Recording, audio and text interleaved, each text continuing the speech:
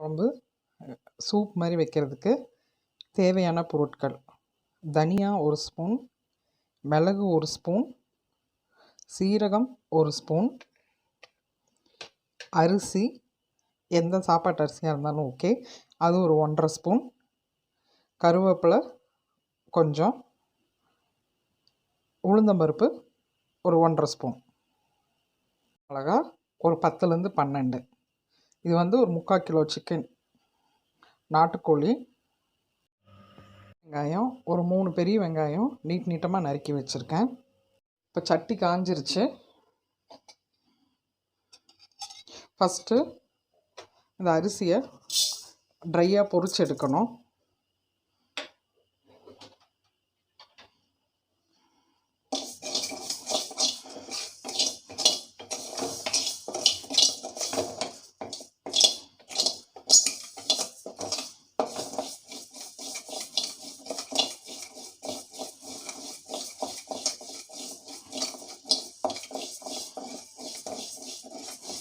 பொரிஞ்சிருச்சு, எடுத்துடலாம். அரிசி வறுத்ததுக்கப்புறமா சும்மா ஒரு சொட்டு எண்ணெய் விட்டு இந்த உளுந்தம்பருப்பை மட்டும் போட்டு லைட்டாக செவக்க வறுத்து உளுந்தம்பருப்பை தனியாக எடுத்துடணும்.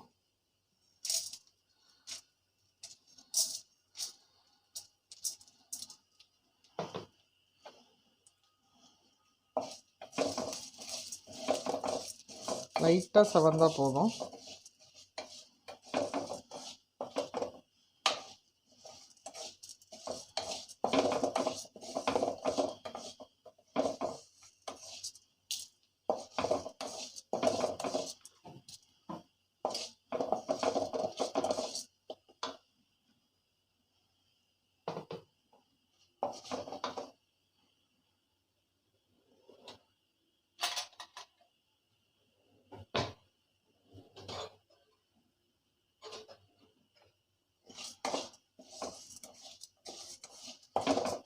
லைட்டாக பொன்னிறம் ஆகிடுச்சு. இப்போ தனியாக நம்ம அதை எடுத்து வச்சிடலாம்.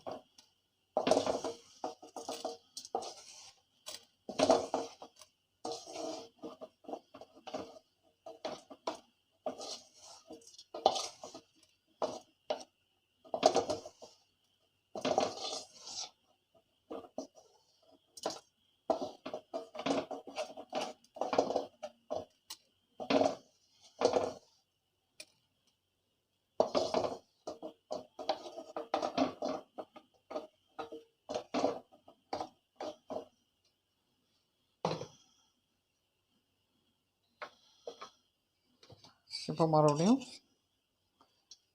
வெங்காயம் வதங்குற அளவுக்கு எண்ணெய் ஊற்றிக்கலாம். சாரி, முதல்ல மிளகாய் வறுத்து எடுத்துடலாம். இதுலையே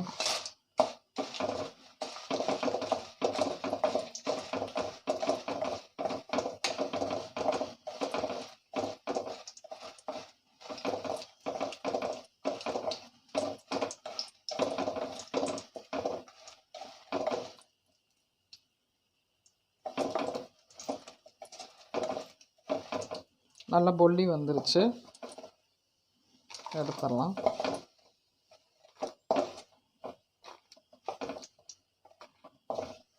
இந்த நாட்டுக்கோழி குழம்பு இப்போ இந்த கொரோனா டைமில் சளி கஃபம் எல்லாம் நீக்கிறதுக்கு ரொம்ப நல்லது.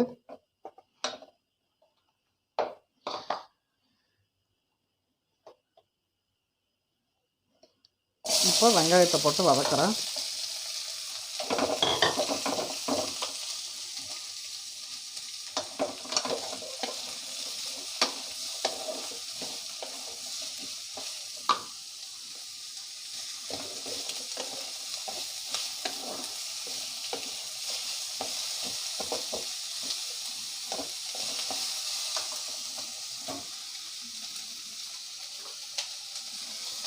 இது கூட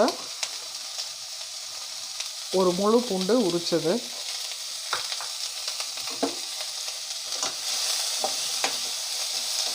நான் இன்றைக்கி மசாலா வதக்கிறதுக்கு நல்லெண்ணெய் தான் சேர்த்துருக்கேன். ஏன்னா இதில் ஃபுல் அண்ட் ஃபுல்லு நல்லெண்ணெயில் தான் நம்ம பண்ணுறேன். நல்லெண்ணெயில் நிறைய ஆன்டிபயோட்டிக்காக சத்து இருக்குது, நோய் எதிர்ப்பு சக்தி இருக்குது அதில். பொதுவாக வயிற்று வலினாலே வந்து நல்லெண்ணெய் தேய்ப்பாங்க தொப்புளில், எல்லாருக்குமே தெரியும்.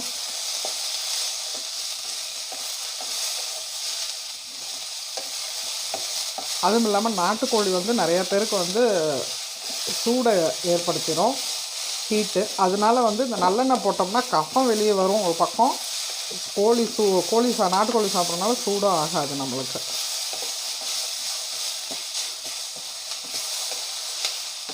வெங்காயம் கொஞ்சம் டிரான்ஸ்பரண்ட் கலர் ஆகட்டும்.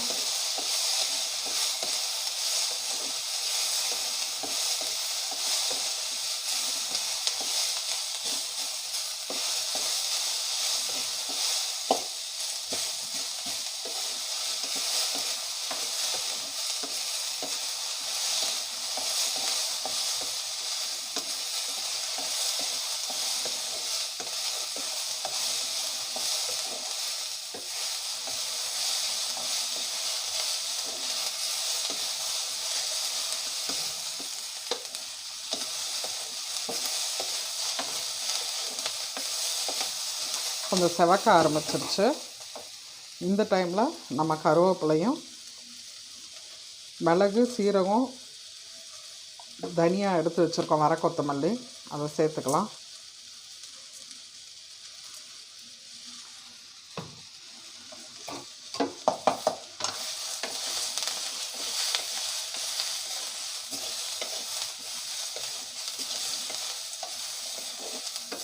இதுக்கு நான் தேங்காய் வந்து குழம்புக்கு இதுக்கு சேர்க்க மாட்டேன், அரைக்க.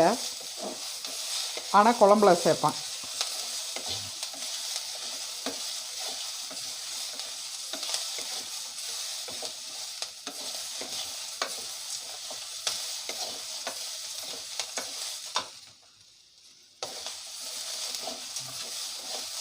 நல்லா வதங்கி வருது. வெங்காயத்தில் அந்த பச்சை வாடை இருக்கக்கூடாது, வெங்காயம் வாடை. அதனால் கொஞ்சம் செவக்க வறுத்துருங்க.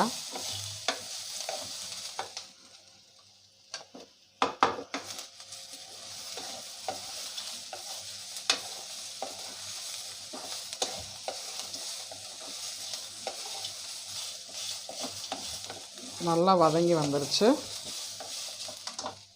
இப்போது நம்ம ஏற்கனவே வறுத்து வச்சுருக்க உளுந்தம்பருப்பு,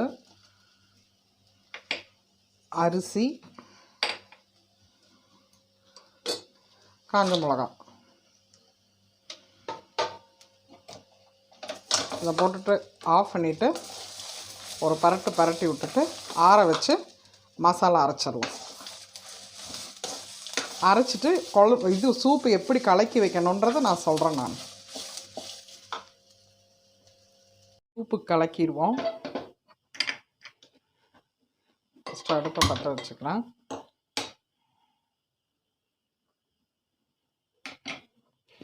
இப்போ ஃபஸ்ட்டு எடுத்து வச்ச நாட்டுக்கோழி இதை போட்டுருவேன்.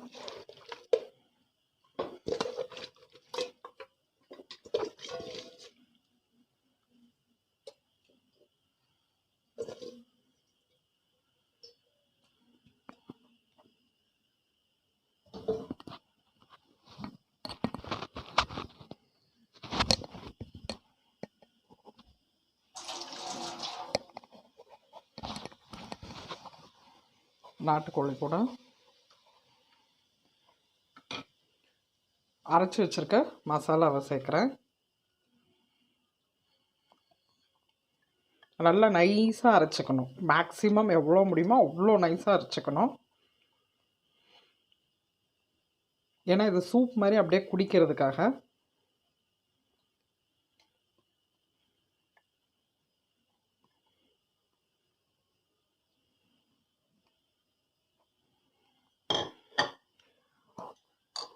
இது கூட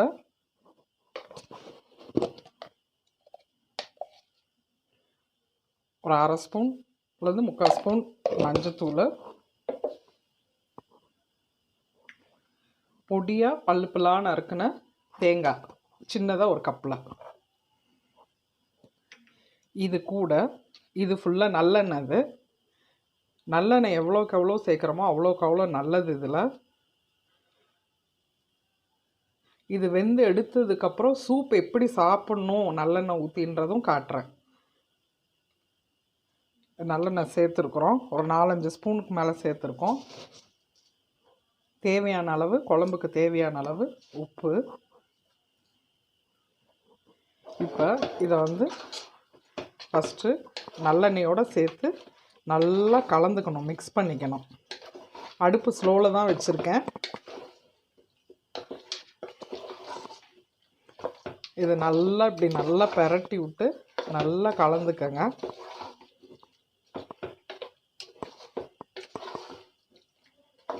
வேறு எதுவுமே நான் சேர்க்கலை, ஏன்னா இது சூப் மாதிரி குடிக்கிறதுக்கு மட்டும்தான்.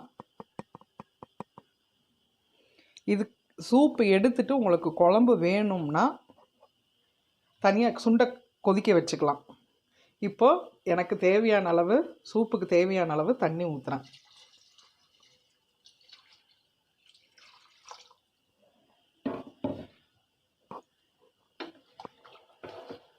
அடுப்பை ஹை பண்ணிடுறேன்.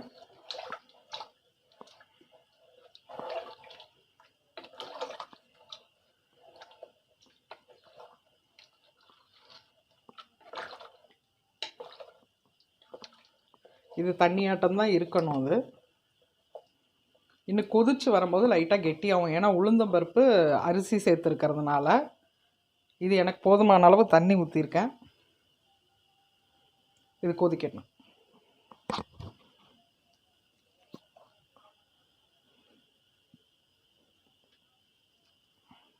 கொதிக்கும் போது மூடி போட்டு மூடிடணும். இந்த சூப்பு எடுத்துட்டு மீதி இருக்க சிக்கனை வந்து குழம்பா எப்படி பண்ணணுங்கிறத நான் சொல்லிடுறேன். இப்போவே சூப்பு வேணுங்கிற அளவு நான் எப்படி சொல்கிறேனோ அந்த மாதிரி தான் எடுக்கணும். ஒரு பாத்திரத்தில் எடுத்துட்டு இது கூட தனியாக தேங்காய் கொஞ்சமாக ஒரு காமூடி தேங்காய் வந்து நைஸாக அரைச்சிட்டு சூப்பு எடுத்ததுக்கப்புறம் இந்த குழம்புல சேர்த்து கொதிக்க விடலாம். அப்படி இல்லைன்னா கூட நீங்கள் அப்படியே கொதிக்க விட்டால் கூட தேங்காய் சேர்க்காத குழம்பு ரொம்ப நல்லா இருக்கும்.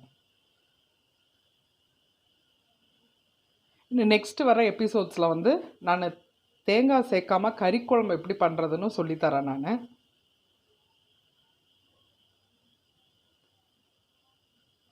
இப்போ இந்த குளிர்காலத்தில், மழை காலத்தில் நிறைய பேருக்கு கோல்ட் ஆகுது, கஃபம் சேருது, பயம் வருது. இது வாரத்தில் 1 நாள் இல்லை 2 நாள் இந்த நாட்டுக்கோழி சூப்பு வச்சு குடித்தா உடம்புக்கு ரொம்ப நல்லது. இஞ்சி நான் சேர்க்கலை, ஏன்னா இந்த நாட்டுக்கோழி குழம்பு டேஸ்ட்டை வந்து இஞ்சி டாமினேட் பண்ணிடும். அதனால் நான் இஞ்சி சேர்க்கலை. நான் இது சூப் மாதிரி சாப்பிட்றதுனால இதுக்கு சேர்க்கலை.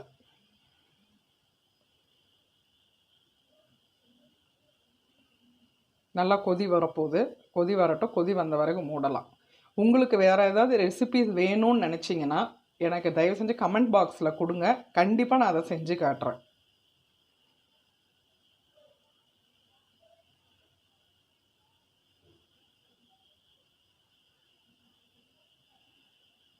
இந்த அவசர கால உலகத்தில் இப்போ அவசரமாக இருக்கிற இந்த கால சூழ்நிலைகளில் நிறைய பேர் வந்து நம்ம பழைய பாரம்பரிய உணவு முறைகளை வந்து மறந்துட்டோம்.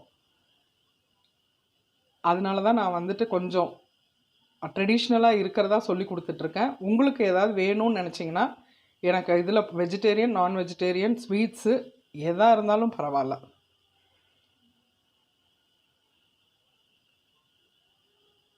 இனி தீபாவளி டைம் வரும்போது கண்டிப்பாக நான் மைசூர் பாக்கு எல்லாமே பண்ணி காட்டுறேன்.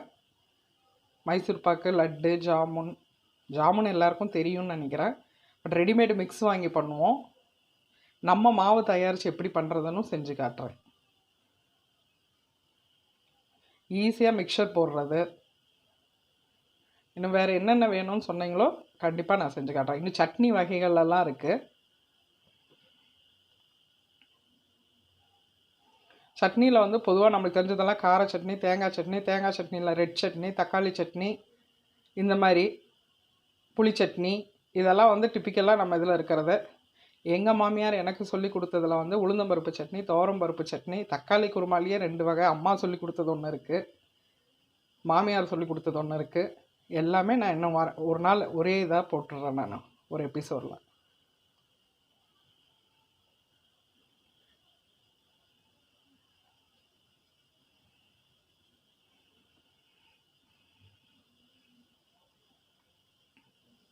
கோழி குழம்பு வந்து சீக்கிரம் நாட்டுக்கோழி வேகாது. அதனால முடிஞ்ச அளவு 6 சவுண்டு 7 சவுண்டு விட்டாலும் பரவாயில்ல, நல்லா வெந்துடும். 5 சவுண்ட்லேருந்து ஒரு 7 சவுண்டு விடலாம். பொதுவாக அந்த சிக்கன் வந்து ஒரு சவுண்டு வந்து வராதுக்கு முன்னாடி ஆஃப் பண்ணுவோம்.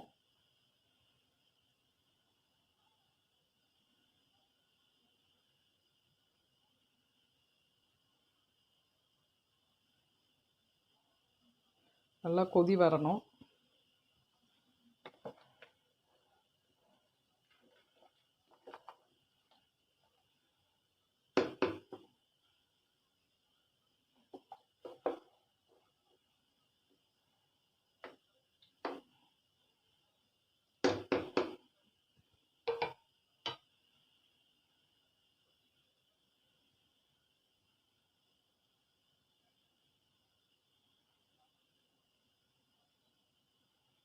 கொதி வரப்போகுது.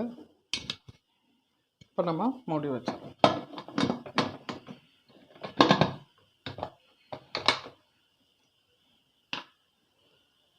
வரலாம். Cooker sound அடங்கிடுச்சு.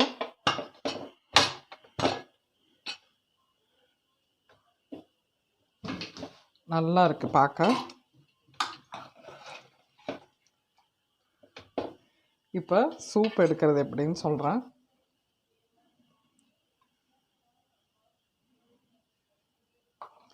இந்த குண்டா ஃபுல்லாக நான் வந்து இந்த இதில் வந்துட்டு இந்த பாத்திரத்தில் ஃபுல்லாக நான் வந்து சூப் எடுக்க போகிறேன். 1 டேபிள் ஸ்பூன் நல்லெண்ணெய் ஊற்றிருக்கேன். நல்லா கலக்கி விட்டுட்டு பீஸ் இல்லாமல் இந்த இதில் எடுத்து போடுறேன். இந்த நல்லெண்ணெய் தான் வந்து வயிற்று வலியெல்லாம் கம்மி பண்ணோம், சூட்டு வலி இருந்தால் கம்மி பண்ணோம். இந்த கோழி குழம்புக்கு வந்து அவ்வளோ பவர் உண்டு. இந்த நல்லெண்ணெய் தான் வந்து கஃபத்தையும் வெளியே எடுத்துகிட்டு வரும்.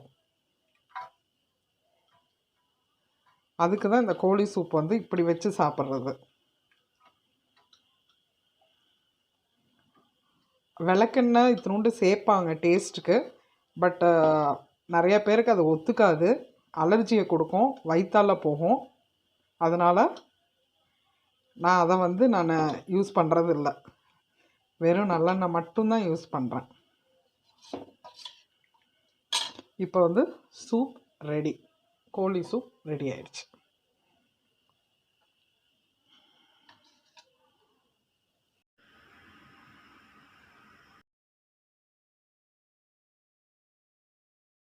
Sing that shit.